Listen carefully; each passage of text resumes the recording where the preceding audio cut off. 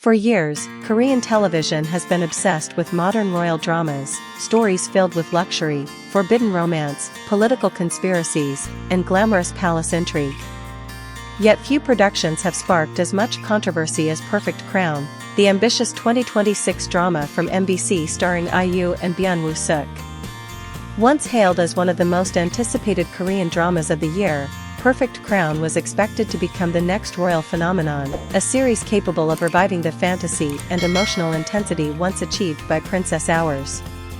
Instead, it is now becoming a case study in one of the entertainment industry's growing problems: high-budget productions with A-list stars and explosive marketing campaigns, but without the narrative foundation necessary to sustain audience trust. Ironically, the drama's downfall has little to do with ratings. When Perfect Crown premiered, it achieved an impressive nationwide rating of 7.8%, instantly becoming one of MBC's strongest weekend drama launches in recent years. Lavish promotional posters, cinematic visuals, and the highly anticipated pairing of IU and Byun Woo Seok generated enormous buzz long before the first episode aired. Audiences entered the series expecting a sophisticated blend of romance and political power struggles inside a fictional modern monarchy. But as the story progressed, viewers increasingly realized that beneath its luxurious exterior was a drama struggling to hold itself together. At first, criticism centered around the lead actors. Some viewers questioned whether IU's soft and delicate screen image truly fit the tone of a political romantic comedy. Others argued that Byun Woo Seok appeared too polished and fashion-oriented to convincingly portray a prince trapped in dangerous palace politics. Several romantic scenes were also criticized for lacking emotional rhythm, making the chemistry between the two leads feel awkward during the early episodes. Yet an unexpected shift soon occurred. As the series continued, criticism of the actors gradually faded.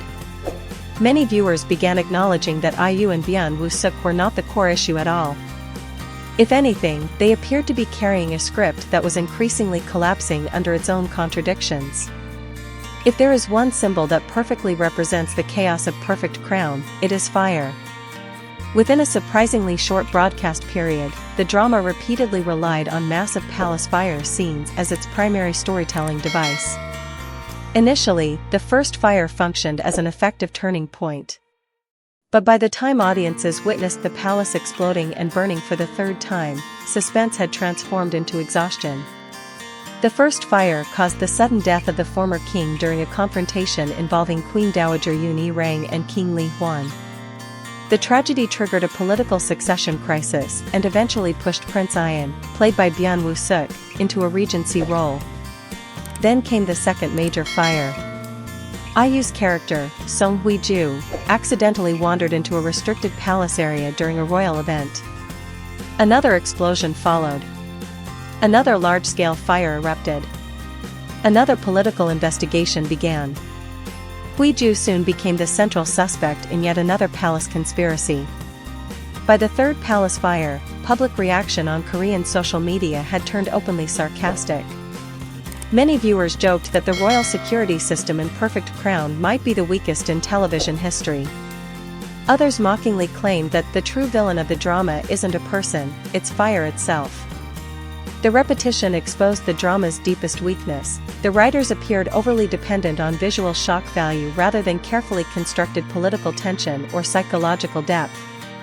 More dangerously, Perfect Crown fails not only as entertainment logic, but also within the fictional political universe it tries to create.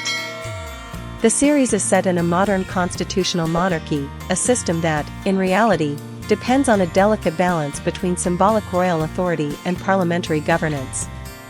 However, in Perfect Crown, the royal family seems to directly control the country without meaningful constitutional procedures, institutional oversight, or legal complexity. The most controversial storyline involves the succession of an 8-year-old king. In actual constitutional monarchies such as the United Kingdom or Japan, matters involving abdication, regency, or royal succession would require extensive constitutional processes and parliamentary approval. Yet the drama largely ignores those realities in favor of heightened melodrama. This is precisely why many critics argue that Perfect Crown suffers from a major identity crisis. It wants to be a political drama, but operates with the logic of a soap opera.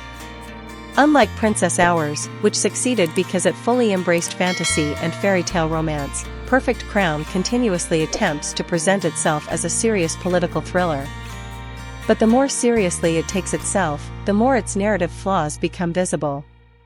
Repeated assassination attempts inside a supposedly ultra-secure palace, sabotaged car brakes, poisoning incidents during royal weddings, endless explosions, and recurring palace fires create the feeling of a fictional world where anything can happen merely to generate another cliffhanger. And that may be the drama's greatest problem of all. Perfect Crown no longer seems to believe in its own story. In today's streaming era, audiences are no longer satisfied by star power or expensive visuals alone.